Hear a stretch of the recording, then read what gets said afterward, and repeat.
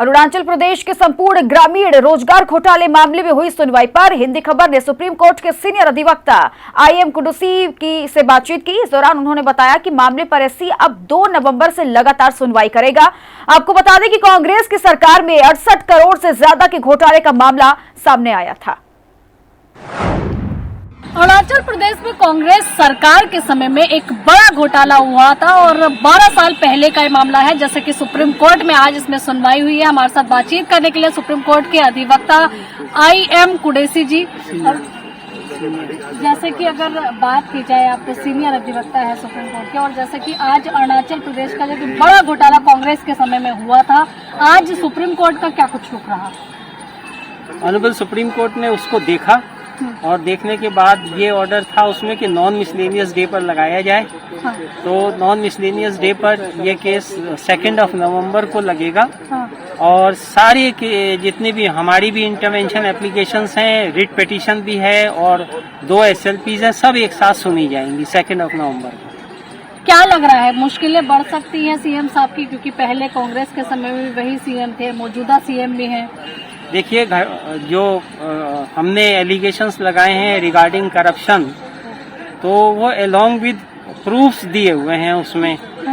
और बाकी तो जो कोर्ट डिसाइड करेगा वही होगा।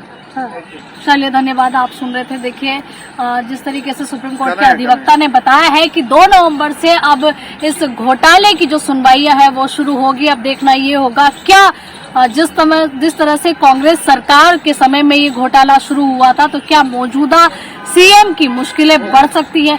कैमरामैन दीपक के साथ आंचल यादव, हिंदी खबर, नई दिल्ली। और वहीं बीजेपी के राष्ट्रीय महासचिव तरुण चुग ने हिंदी खबर से खास बातचीत के दौरान कहा कि अब जम्मू कश्मीर आजादी की सांस ले रहा है, पहले बेड़ियों में जकड़ा था। वहीं अखिलेश यादव के पैदल मार्च पर व्यंग करते हुए कहा कि अखिलेश यादव का अस्तित्व खत्म हो चुका है। सिर्फ एक ही नाम नरेंद्र मोदी, जो सभी लोगों के नायक हैं, उनके अलावा किसी भी चुनाव में कोई नहीं टिकने वाला है।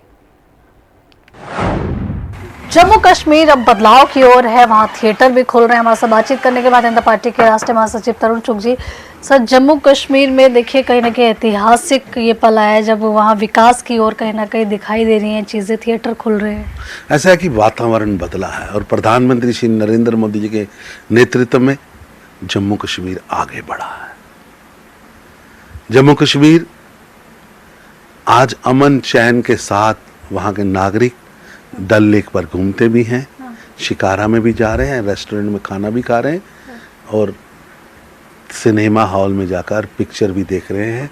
जम्मू कश्मीर अब जकड़ा नहीं है, अब जंजीरों से निकलकर, जैसे बॉम्बे के लोग, बेंगलोर के लोग, दिल्ली के लोग, हैदराबाद के लोग, वैसे जम्मू व कश्मीर के लोग अपने घरों से बाहर निकलकर आज़ादी की सांस में आगे बढ़ रहे हैं। और ये अब टेररिज्म कैपिटल से टूरिज्म कैपिटल बनने का सफर जम्मू कश्मीर ने प्रधानमंत्री नरेंद्र मोदी जी के संकल्प में पूरा किया है। सर, विधानसभा सत्र यूपी में शुरू है, अखिलेश यादव सड़क पर उतरकर धरना कर रहे हैं। योगी जी कह रहे हैं नियमों को नहीं मानती है समाजवादी पार्टी। ऐसा है कि अखिलेश यादव व सपा पिछले 4 चुनाव हार चुकी है, जनता के मन से उतर चुकी है। धन्यवाद। तो देखिए, आप सुन रहे थे यहाँ पर तरुण चुग जी को, जिनका कहना है कि जो जनता है वो प्रधानमंत्री मोदी जी को अपना नायक मानती है। कैमरा दीपक के साथ आंचल यादव, हिंदी खबर, नई दिल्ली।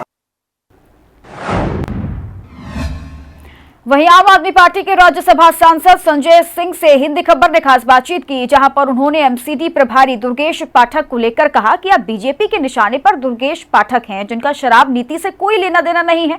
और क्या कुछ कहा उन्होंने, सुनिए। आम आदमी पार्टी से एमसीडी प्रभारी दुर्गेश पाठक को जहां ईडी ने समन भेजा, वहीं दुर्गेश पाठक से लगातार ईडी पूछताछ भी कर रही है। हम बात कर लेना चाहेंगे आम आदमी पार्टी से राज्यसभा सांसद संजय सिंह जी यहाँ पे हैं।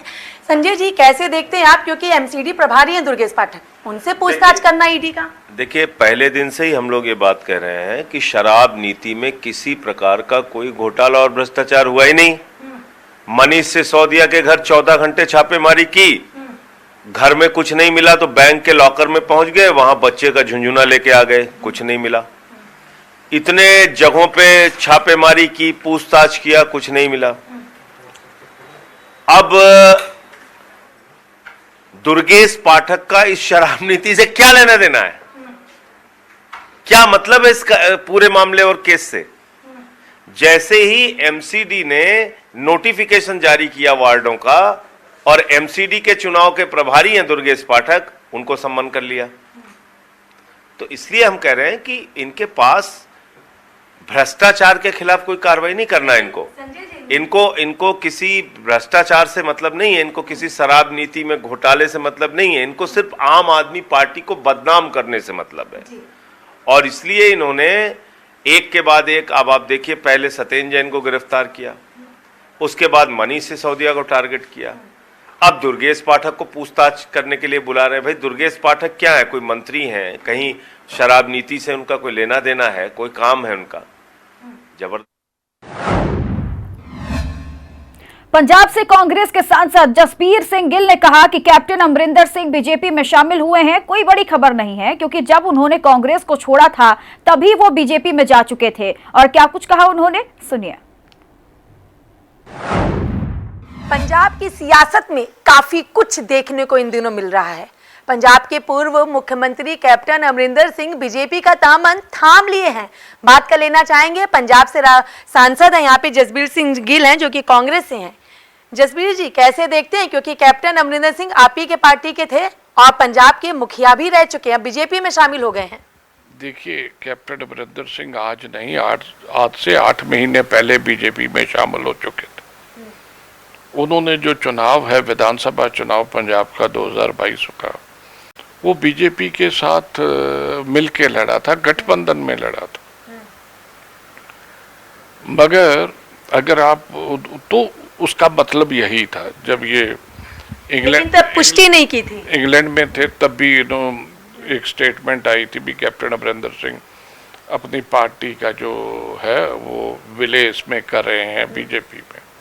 तो ये कोई बड़ी खबर नहीं है। यही चीज थी, जैसे कैप्टन अमरिंदर ने पार्टी से इस्तीफा दिया, अपनी अलग से पार्टी बनाई, उसका ऐलान किया, मैदान में उतरे। यही सेम चीज गुलाम नबी आजाद ने भी किया, पार्टी से इस्तीफा किया, अपनी पार्टी बनाई और जम्मू कश्मीर में उस पर चुनाव लड़ने की बात करें। यही तो मैं कह रहा हूँ, बोलने का मौका दें कि गुलाम नबी जी का भी यही हशर होने वाला। चलिए, बहुत बहुत शुक्रिया हमसे बातचीत के लिए। हमने बात की पंजाब से कांग्रेस के सांसद जसबीर सिंह गिल से। इनका साफ तौर पर कहना है जो इस वक्त कैप्टन अमरिंदर सिंह कर रहे हैं, बीजेपी में शामिल हो चुके हैं, उनकी पार्टी को लेकर के वही कहीं तस्वीर गुलाम नबी आजाद की ना हो जाए। लेकिन हाँ, चंडीगढ़ में जो तस्वीर है उसको लेकर के हर किसी को सावधानी बरतनी चाहिए, क्योंकि देश की, पंजाब की बच्चियों का सवाल है। वीडियो जर्नलिस्ट अजीत के साथ मैं कंचन अरोड़ा, दिल्ली, हिंदी खबर।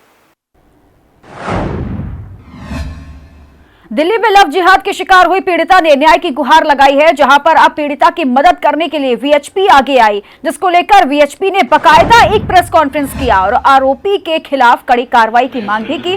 साथ ही यह भी कहा गया कि लव जिहाद के खिलाफ हमारी लड़ाई जारी रहेगी। वहीं प्रेस कॉन्फ्रेंस के बाद लव जिहाद की पीड़िता ने हिंदी खबर से बातचीत भी की और इस खबर को प्रमुखता से दिखाने के लिए धन्यवाद भी किया। हम प्रयत्न करते हैं कि उस मीडिया को इस कॉन्फ्रेंस में आए। हमारे साथ बातचीत करने के लिए लव जिहाद पीड़िता है, जिनसे हमने कल भी बात की थी। एक बार फिर से आज बात करते हैं। जिस तरीके से हिंदी खबर ने इसको प्रमुखता से उठाया और कई लोगों तक आपकी आवाज़ पहुंची है, क्या कहें? जी, मैं ये कहूँगी कि मैं बहुत थैंकफुल हूँ सभी के लिए कि जो मेरी इन सब परेशानी, तो खैर क्या कहूँगी, बहुत बड़ी दुर्घटना घटी है मेरे लगी मेरे साथ, कि बहुत सपोर्ट अच्छा मिला है अच्छे तरीके से। जैसे आप सभी की वजह से मैं मेंटली भी रिकवर हो रही हूँ कि मेरे साथ ठीक है, आज की डेट में विश्व हिंदू परिषद और आप सब एक एज ए टीम की तरह, एक फैमिली की तरह, परिवार की तरह खड़े हैं और सपोर्ट हैं कि ठीक है। और मैं अपनी इस जर्नी को, इस फाइट को आगे तक मैं जारी रखूँगी, अगर आप सबका सहयोग इसी तरीके से मेरे को मिलता रहा तो। अब आपका अगला कदम क्या है, क्योंकि वो जेल में है और अभी कुछ क्या बताया है पुलिस ने कि कौन कौन सी धाराएं उसके ऊपर लगाई हैं, या फिर क्या कार्रवाई इस पूरे मामले में अब तक हुई है? मुझे भी इस बारे में कोई ज़्यादा नॉलेज नहीं है कि क्या क्या धाराएं हैं, क्या चीज़ है, क्या नहीं है, क्योंकि मैं तो अभी, मेरी इतनी मेंटली कंडीशन सही नहीं थी कि जो मैं किसी चीज़ को सुनती है। I am not a mentally stable. क्या मांग करेंगे अब आगे सरकार से? मैं ये मांग करूँगी कि मेरे को जस्टिस मिले, इस आदमी को बाहर ना आने दिया जाए और इस तरीके के मैटर्स पे सख्त से सख्त कानूनी कार्रवाई की जाए। धन्यवाद। तो देखिए, आप सुन रहे थे लव जिहाद पीड़िता, जिनके साथ में इरशाद अली खान उर्फ गुड्डू चौधरी ने इतनी बेरहमी से इनको मारा, इनके साथ लव जिहाद किया। और आज जिस तरीके से प्रेस कॉन्फ्रेंस कर इन्होंने पूरी अपनी जो दुख है वो पूरी मीडिया के सामने रखा। आगे इनकी यही मांग है कि उसको जेल से बाहर ना निकाला जाए, क्योंकि इनकी जान को खतरा हो सकता है। कैमरा दीपक के साथ आंचल यादव, हिंदी खबर, नई दिल्ली।